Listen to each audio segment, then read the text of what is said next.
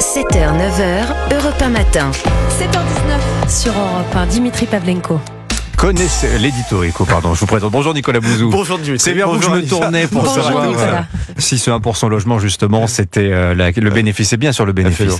Chers auditeurs, est-ce que vous connaissez l'AFEP, l'association qui regroupe les 117 plus grandes entreprises françaises? C'est un lobby patronal qui d'habitude œuvre plutôt en coulisses, mais là, l'AFEP appelle publiquement à un sursaut européen pour éviter le décrochage économique du continent. Ça veut dire que l'heure est grave, Nicolas?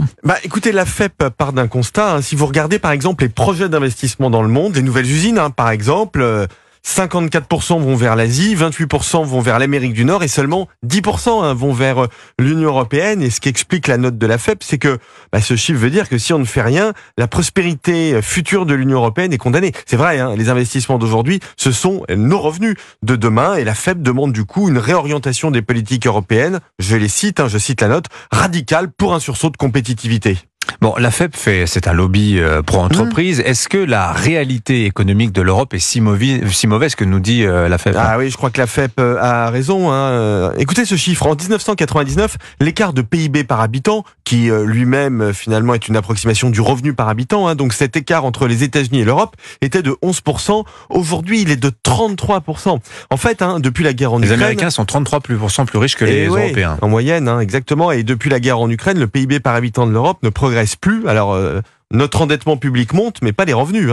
On peut d'ailleurs analyser dans le détail cet écart de performance et montrer que l'Union européenne ne mobilise pas assez l'épargne des Européens pour investir dans l'innovation, ce qui est vrai, ou que les dispositifs d'aide publique pour aider la réindustrialisation sont beaucoup plus massifs aux États-Unis qu'ils ne le sont en Europe, ce qui est vrai aussi. Mais ça, c'est, je dirais, un petit peu la conséquence. On louperait l'essentiel, qui est vraiment un problème culturel. C'est-à-dire, Nicolas? Écoutez, l'Union européenne se voit aujourd'hui comme un marché à protéger, mais pas comme une terre de conquête économique.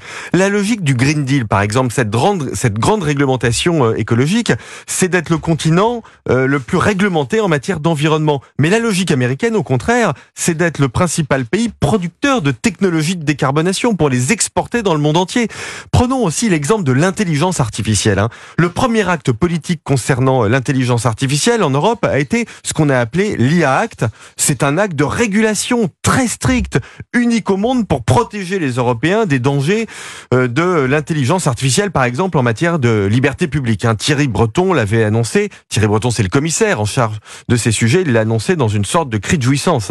Mais enfin, il y a peut-être un lien entre le fait que nous soyons un marché spécialisé dans la régulation et le fait que les plus grandes entreprises de l'intelligence artificielle sont toutes américaines. Aucune n'est européenne. En fait, l'Europe a choisi la sécurité contre la prospérité et la puissance, et c'est ça finalement le choix fondamental des élections européennes. Est-ce que nous voulons continuer d'être le continent de la protection du consommateur, ou est-ce que nous voulons devenir le continent de l'innovation des entrepreneurs? La précédente commission, elle avait choisi son camp, le deuxième, qui à mon sens est le mauvais. Très intéressant. Merci beaucoup Nicolas Bouzou, signature Europe 1, 7h22.